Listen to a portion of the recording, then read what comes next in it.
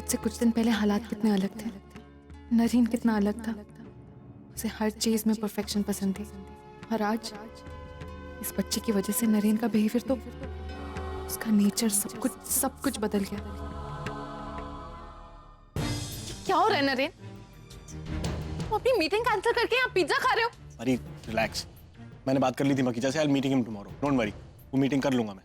और आजोबा ने जो तुम्हें प्रोजेक्ट ऑफर किया था उसका क्या? उससे क्यों डिक्लाइन कर दिया तुमने? I am not out my senses. I know मुझे क्या करना है। मुझे पता है कि मैं आजूबा का एम्प्लॉय हूँ, मुझे वहाँ काम करना है, प्रोजेक्ट हैंडल करना है, जो मैं कर रहा हूँ। लेकिन उससे पहले मैं एक फादर हूँ। मैंने तुम्हें कहा था ना कि आशी को चोट लगी है, ये देखो, और उसको टेम्परेचर भी है। So please. For God's sake, Naren, is that an excuse? इस घर में इतने सर्वेंट्स हैं, इतने हेल्पर्स हैं, कोई ना कोई इसकी देखभाल कर लेता। इसके लिए तुमने इतना बड़ा प्रोजेक्ट छोड़ दिया। नरेन, प्रोजेक्ट लेना बहुत जरूरी था, तुम समझते क्यों नहीं हो? अगर तुम ये प्रोजेक्ट लोगे, अगर अपना सारा काम एफिशिएंटली करोगे, तभी तुम आजोबा के वारिस बन सकते हो। मैं कितनी बार तुम्हें एक ही बात समझाऊं? अरे प्लीज, बार बार आशी के सामने शुरू मत हो जाएगा। Baby, you eat this, okay? I will talk to mama and come, okay? Please यार, थोड़ा धीरे बोलो। और क्या मतलब सर्वेंट्स नहीं है घर पे? मैं आशी को सर्वेंट्स के पास छोड़ के जाऊंगा? अगर तुम थोड़ी हेल्प करो ना तो ये जिम्मेदारी बढ़ जाएगी। लेकिन तुम तो मेरे फोन भी नहीं उठाती। आई टोल्ड यू किसको लगी है पैर में।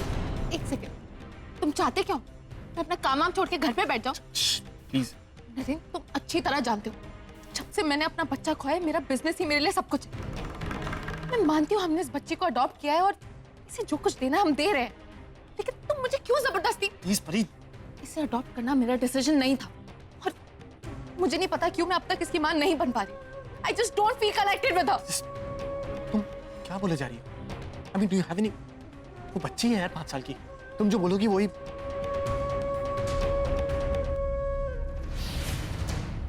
तुम थोड़ा कंट्रोल नहीं कर सकती क्या?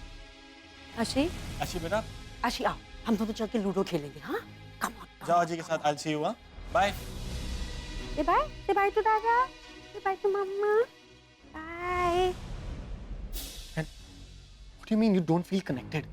तुम कहना क्या चाहती हो? वो हमारी बेटी है। देखो परी, मैं मानता हूँ कि तुम मां नहीं बन सकती हो, एंड उसमें मेरी गलती है, and I feel wrong about it. जो हुआ था वो गलत हुआ, वो किसी के कंट्रोल में नहीं था। लेकिन भगवान ने हमें इतना अच्छा गिफ्ट दिया, इतनी प्यारी बेटी दी है। Please, how can you just say that? तुम्हारे अंदर कोई ममता, कोई अपना हाँ, नहीं है तो क्या करोगे? सजा दोगे मुझे इस बात की? नरेन, मैं जो कुछ भी कर रही हूँ जानबूझ के नहीं कर रही। किसी से इमोशनली कनेक्ट होना नहीं होना ये हमारे हाथ में नहीं होता। देखो, सबकी एक डेस्टिनी होती है, एक किस्मत होती है। हो सकता है मेरी किस्मत में कभी माँ बनना, कभी गृहस्थी संभालना था ही नहीं। हो सकता है मैं सिर्फ एक बिजनेस वुमन बनने के लिए इस दुनिया में आई थी। क्या बोले जा रही हो तुम? मैं सही कह रही हूँ नरेन, और ये जो डेस्टिनी है ना, मुझे भगवान ने नहीं, तुमने दी है। क्योंकि तुम्हारी वजह से मेरे अंदर की माँ मर चुकी है। तुम्हारी वजह से मैं कभी माँ नहीं बन सकती, और ये ममता, ये कभी भी किसी के लिए नहीं जागेगी। और तुम्हें कोई हक नहीं है कि तुम इस बारे में मुझे कुछ भी बोलो। और थोड़ा भी वक्त मिले ना तो अपने आप को देखो, तुम क्या थे और क्या बन गए हो नरेन। एक वक्त था जब तुम एक परफेक्शनिस्ट थे, और अब वो नरेन ही नहीं हो जिससे मैंने प्यार किया था। वो नरेन जो एम्बिशियस था, जिसके कुछ ड्रीम्स थे, कुछ एस्पिरेशंस थे, जो बिजनेस वर्ल्ड में टॉप पे रहना चाहता है हमेशा। और ये नरेन जो दिन भर घर पे बैठा रहता है, एक बच्चे के साथ खेलता रहता है, ऑफिस नहीं जाता, अपनी मीटिंग कैंसिल कर देता है। तुम वो नरेन हो ही नहीं सकते। जो कुछ भी तुम कर रहे हो ना नरेन, तुम्हें कोई हक नहीं बनता मुझे कुछ भी कहने। मैं एटलीस्ट अपना काम तो कर रही हूँ, मैं अपना करियर संभाल रही हूँ, और तुम बस अपना टाइम वेस्ट कर रहे हो और कुछ। Enough is enough now. बहुत बोल लिया तुमने। अगर अपने बच्चे से प्यार करना, अपनी रिस्पॉन्सिबिलिटी से भागना है तो हाँ ठीक है, भागता हूं मैं। I love my child, और मैं उसके लिए कुछ भी कर सकता हूं। कितनी भी ऐसी कंपनियां बर्बाद कर सकता हूं। मुझे उसको टाइम देना ज्यादा जरूरी है। हाँ, अगर तुम्हें लगता है कि मैं बदल गया हूं तो बदल गया हूं। This is the way I am now. मेरी आशी मेरी जिंदगी है, और कभी तुम्हारी बच्ची नहीं है। चाहे तुम कुछ भी कहो, वो मेरी ही बेटी है और हमेशा रहेगी। You get that?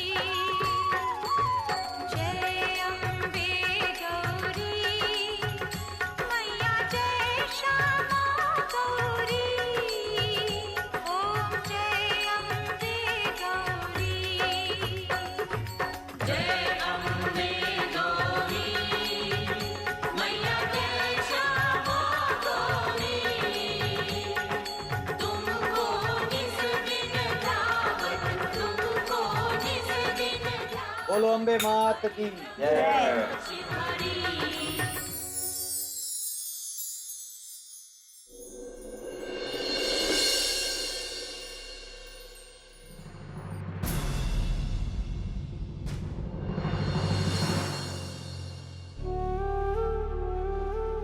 मना किया था, उपवास मत रखना, पर तुम तो। अरे भैया, आपके कहने से क्या होता है? आप तो 5 साल से कहते ही आ रहे हैं, लेकिन कभी उन्होंने आपकी बात सुनी है जो इस साल सुनेगी? नीलिमा, कैसी हो? अरे तुम इतना देर काहे लगा दी? माफ करना, थोड़ी सी देर हो गई। अच्छा चलो, कोनो बात नहीं। ये कौन है? तुम्हारी बहू है का?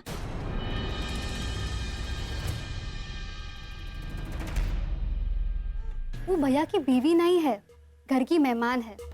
5 साल पहले यहाँ आई थी, अब तो जैसे घर का सदस्य है। हर साल वो भी इस पूजा में। कविता, छत देख चपड़ चपड़ करती रहती है।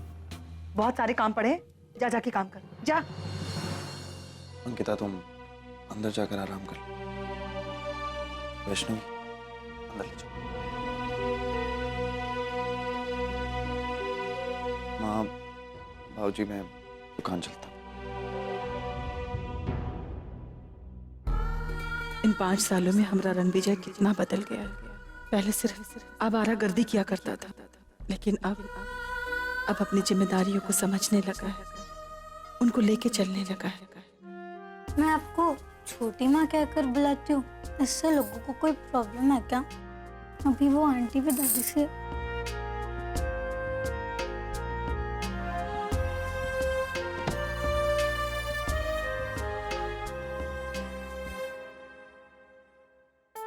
वैष्णवी, लोग क्या कहते हैं क्या नहीं कहते, सारी बातें मायने नहीं रखती। मायने ये रखता है कि हम एक दूसरे के लिए क्या महसूस करते हैं, और हम जानते हैं कि हम एक दूसरे के लिए क्या महसूस करते हैं। ये आंटी अंकल ये क्या कहते हैं, ऐसे कोई फर्क नहीं पड़ता। बात तो यही सच है कि मैं तेरी छोटी माँ थी और हमेशा रहूंगी। ओके? मैं अपनी ड्राइंग कंप्लीट कर दूं? अच्छा,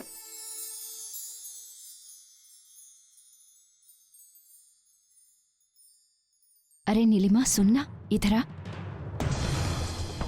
तुम तो कह रही थी कि रणविजय का वो लड़की से कौनो सरोकार नहीं है, फिर ये वैष्णवी उससे छोटी माँ कह के काहे को बुलाती है, और हर साल वो लड़की पूजा में काहे शामिल होती है? देख नीलिमा, वो ही घर में रहती है, तुम लोग उसे अपना मानते हो, तो उसे हमेशा के लिए अपना क्यों नहीं बना लेते हो? रणविजय वैष्णवी और वो लड़की को देखा है, दोनों पति पत्नी लगते हैं। अब वैष्णवी तो बिल्कुल बच्ची लगती है उनकी। अब बिना शादी किए वो लड़की का ही घर में रहना अच्छा नहीं है। इससे अच्छा तो कि तुम उन दोनों की शादी करवा दो।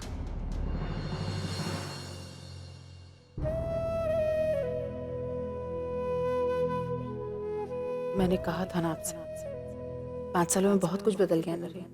मैं बहुत आगे बढ़ा ही, आपकी यादों के साथ जीना सीख लिया, सबके साथ रिश्तों के मायने बदल गए। बस जो बदला नहीं है वो है मेरे लिए आपका प्यार। मेरे जख्मों को वक्त ने भरा तो नहीं है, बस उनके साथ आगे बढ़ना सिखा दिया। मैं चल रही हूँ, आपकी यादें आज भी हैं दिल में, दिमाग में, जो कभी कभी उभर कर बाहर भी आ जाती है। तब एहसास होता है कि पहला प्यार ही होता है, उसे भुलाना बहुत मुश्किल है। मैं हर साल आपके लिए तीज का व्रत रखती हूँ ताकि आप खुश रहें, सुरक्षित रहें। मेरे मन में कभी कभी ख्याल आता है, मैं तो आज तक आपको भूल ही नहीं पाई, लेकिन क्या आप मुझे, आपको कभी मेरी याद आती है नरेन सर? मेरी याद आपको क्यों आएगी? मेरे पास आपको याद रखने के लिए मेरे प्यार का बहाना है, हमारे गुजरे हुए बच्चे का एहसास। आपके पास तो कुछ भी नहीं।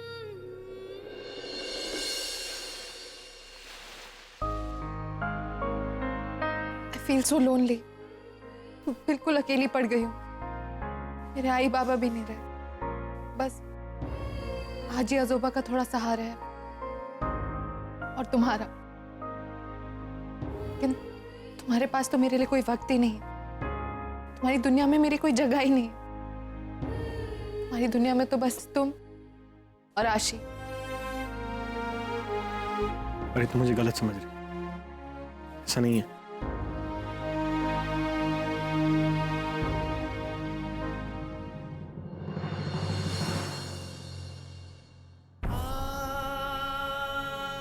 ये दुनिया हम तीनों से। कब समझोगे तुम मेरी दुनिया में आना नहीं चाहती और आशी को मैं अपनी दुनिया से अलग नहीं कर सकता। मेरे अकेलेपन को शायद कभी कोई नहीं समझ पाएगा। यहाँ मैं अपनों के साथ तो रहती हूँ, लेकिन फिर भी कहीं ना कहीं अकेली। बहुत बदनसीब हूँ, या फिर शायद पिछले जन्म में बहुत सारे पाप किए होंगे जो मुझे ये सब। मैंने जिंदगी से कभी कोई उम्मीद नहीं की थी, हद से ज्यादा कभी कुछ नहीं मांगा, लेकिन जो मांगा वो भी नहीं मिला। आपका प्यार, मेरे बच्चे का साथ, सब कुछ एक सपने की तरह आंखों में आया और फिर सपने की तरह टूटकर बिखर गया। मैं ना पत्नी बनकर आपको प्यार दे पाई, सोचा था कम से कम माँ बनकर अपने बच्चे को बहुत प्यार दूंगी। नहीं, मेरी जिंदगी की हर कमी पूरी करेगा मेरा बच्चा। जो पल जो खुशियां मैं आपके साथ नहीं बिता पाई, वो सारे पल, वो सारी खुशियां शायद मैं अपने बच्चे के साथ बिता पाता। लेकिन मैं तो इतनी बदनसीब हूँ कि मेरे नसीब में मैंने जब से हमारा बच्चा खोया है, मैं अंदर ही अंदर बहुत घुट रही हूँ। जिंदा हूँ लेकिन जी नहीं पा। आज भी मुझे उस बच्चे के सपने आते हैं, उसका एहसास होता है। आज वो होता तो 5 साल का होता, मुझे माँ कहकर बुलाता। वो भी होता तो वो बिल्कुल आप ही की तरह होता, शरारती, दिन भर मुझे तंग करता और उस पर गुस्सा करने की बजाय मुझे उस पर प्यार हो जाता। अगर वो होता तो शायद जीने की वजह होती मेरे पास।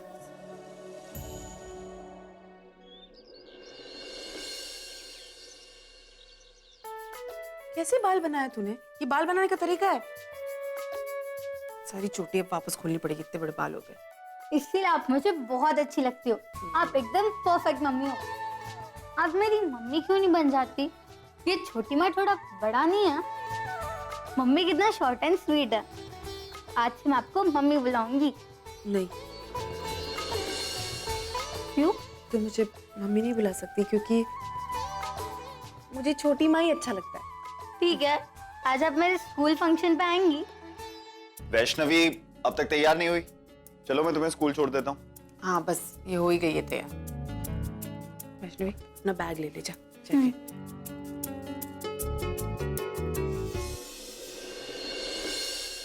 अंकिता, वो तुम्हारे बालों में कुछ लिखो। मेरे बालों पर क्या लगा है? वहां नहीं, पीछे। कहाँ? क्या हुआ?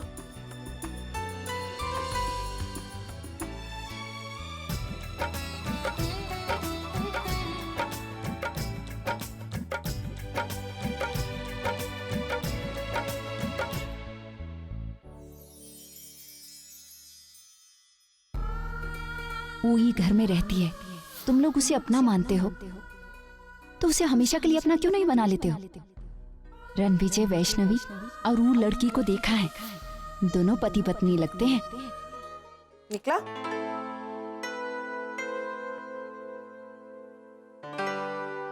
Thank you. ये साइंस प्रोजेक्ट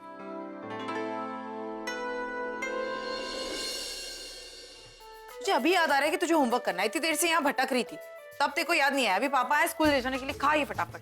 नाश्ता भी नहीं किया है, कब से पीछे पड़ी हूँ।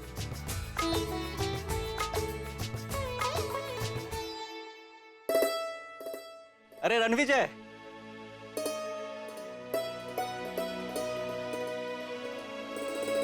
दीपक, ए दीपक तू कैसा है तू? ठीक हो? तू कैसा है? मैं बिल्कुल ठीक हूँ। तू था कहाँ? तेरी कोई खबर नहीं, कोई पता नहीं। अरे भाई मैं मुंबई में था, वो क्या ना नौकरी वोकरी के चक्कर में लगा हुआ था, लेकिन अब सब कुछ ठीक ठाक है। ये ले तेरे लिए मैं गाँव का अचार लाया हूँ। बहुत बहुत शुक्रिया यार। प्रणाम चाचा जी, कैसे हैं आप? अरे दीपू बेटा, गंगा मैया की कृपा है। अरे रणविजय, तूने शादी कर ली और बताया तक नहीं।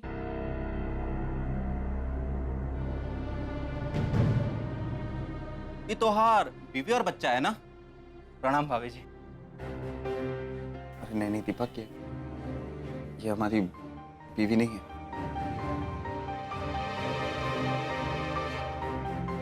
हमारी पत्नी का तो 5 साल पहले स्वर्गवास हो गया था। और ये मेरी बिटिया है वैष्णवी।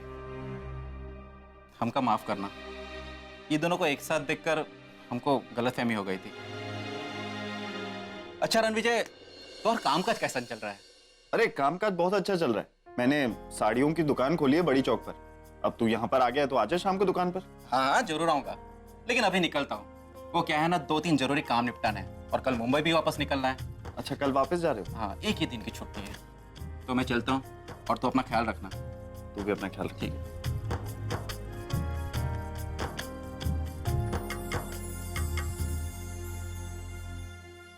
आज तो दुबे जी के यहाँ भोज पे है जाना।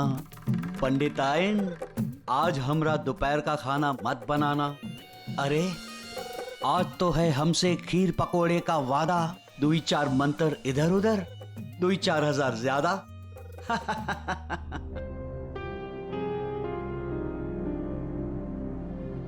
क्या बात है पंडिताइन? अरे हमारी बात सुनती हो कि नहीं पंडिताइन?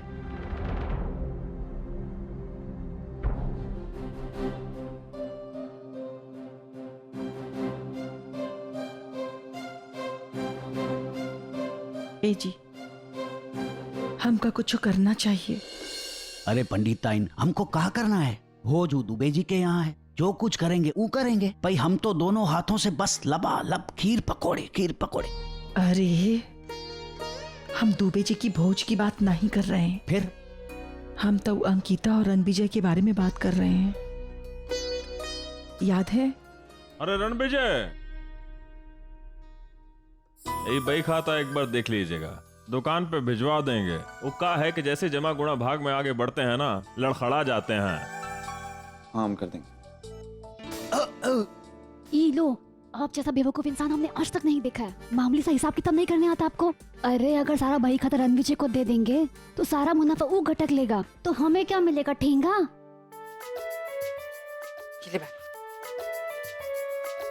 All the best. वैष्णवी बाहर रुको, हम आ रहे हैं। बाय छोटी माँ। बाय।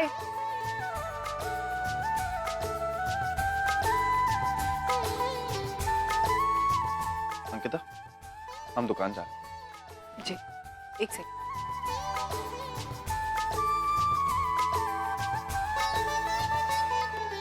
विष्णु,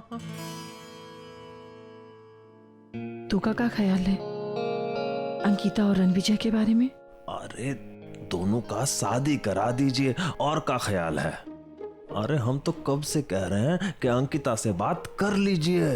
वो कहा है कि हमसे भी लोग पूछते हैं कि ये कौन है, इतने सालों से यहाँ क्या कर रही है, हमसे भी जवाब देते बनता नहीं है अब। हाँ एक मिनट बाबूजी, आप इतने लोगों का कुंडली देखते हैं, इन दोनों का कुंडली देखकर बताइए ना कि इनका योग मिलता है या नहीं बनता है। वो कहा है कि दोनों बेचारे अकेले हैं, एक दूसरे के जीवन साथी से दूर हुए हैं, एक दूसरे का सहारा बन जाएंगे तो अच्छा ही है, ये घर में थोड़ा रौनक आ जाएगा। ये आपका वॉलेट, जल्दी आएगा। रणविजय, अंकिता बेटा, हमका तुम दोनों से कुछ जरूरी बात करना है। कैसी बात? वो कहा है कि हम तुम दोनों के रिश्ते को एक नई पहचान देना चाहते हैं।